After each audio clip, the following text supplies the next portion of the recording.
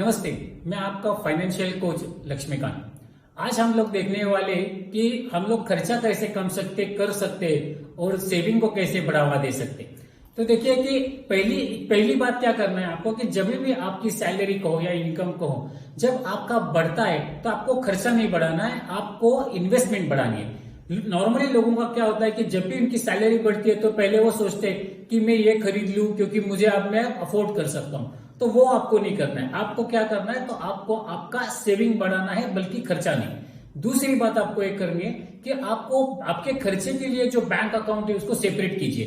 तो उसी समझो आपका सैलरी अकाउंट है और सेविंग अकाउंट, अगर आपका एक जो है वो एक बैंक में है तो आप एक उसी बैंक में दूसरा अकाउंट खोल लिया या फिर दूसरी बैंक में अकाउंट खोल लीजिए जिस अकाउंट से आप महीने का खर्चा करने वाले हैं। तो आपका क्या होगा कि आप लोग खर्चे पे बजट कर पाओगे कि समझो अभी आपने 50,000 रुपया 20,000 रुपया उस खर्चे वाले अकाउंट में डाल दिया तो आप उससे ज्यादा करना नहीं, आपको पता चलेगा और आपका जो बजट है वो बराबर आपके बॉर्डर में रहेगा।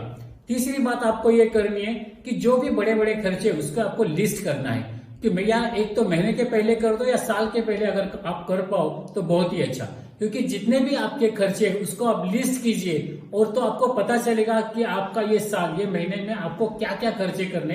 तो अब बाकी जो जरूरी जो खर्चे जरूरी नहीं है उन पे आप उसको आप कट कर सकते हो और जो बड़े खर्चे जरूरी है उसके आप ऊपर आप फोकस कर सकते हो। तीसरी चीज आपको करनी है कि कभी भी आपका जो ईएमआई है या क्रेडिट कार्ड का बिल है उसको आपको टालना नहीं है, उसको पे करना है। क्योंकि क्या होता है कि ईएमआई के अंदर पहले ही ब्याज लगाया हुआ होता है, अगर आप ईएमआई स्किप करते हो तो वो बैच के ऊपर बैच चढ़ जाता है। इसीलिए आपको हमेशा ये बात ख्याल में रखनी है कि आपको क्रेडिट कार्ड का बिल और दूसरा ईएमआई कभी भी स्किप नहीं करना है। और तो उसके बाद आपको करना है कि आप जब भी इन्वेस्ट करो तो आपका जितना मैक्सिमम लिमिट है आपका ईएलएसएस का उतना तो आप इन्वेस्ट कीजिए। अगर ज्यादा करते हैं तो भी अच्छा है, क्योंकि ईएलएसएस में आप अगर एक बार पैसा डालते हो तो 3 साल के लिए ब्लॉक हो जाता है और फिर आपको अगर जब भी आप चाहते भी हो तो उस पैसे को आप विड्रॉ नहीं कर सकते। इसीलिए जब आप इन्वेस्टमेंट रहते हो और उससे आपको रिटर्न ज्यादा आने के चांसेस होते हैं और आपका सेविंग जो है वो सुरक्षित भी रह जाता है।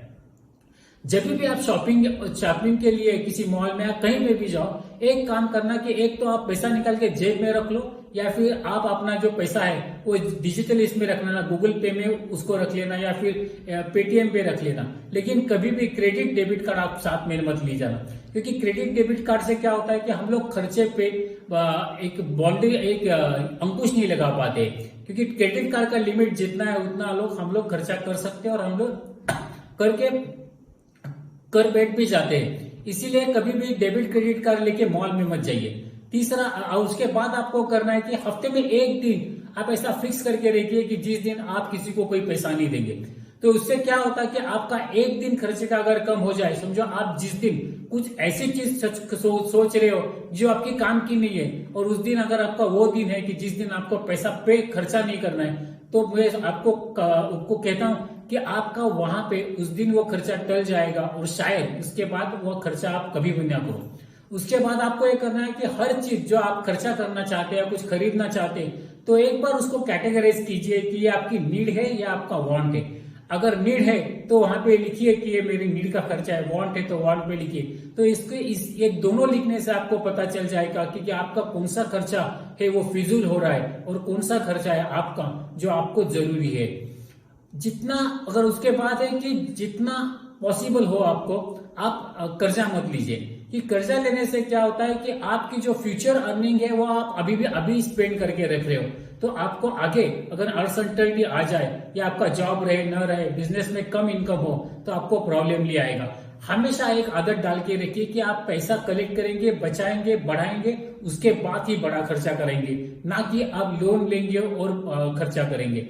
जैसे कि घर के लिए लोन लेना अत्यावश्यक है, लेकिन कार के लिए लोन लेना ही चाहिए, ऐसा कुछ नहीं है। आप पैसा सेविंग करके भी एक साथ बना के उसके बाद कार ले सकते हैं। मुझे लगता है कि ये जो मैंने टिप्स दिए कि कैसे आप पैसा खर्चा कम करके सेविंग बढ़ा सकते हैं, ये आपके जरूर काम में आएगी। अगर आपको कोई शक है या कोई सवाल है तो कमेंट बॉक्स में जरूर डालिए। Thank you very much.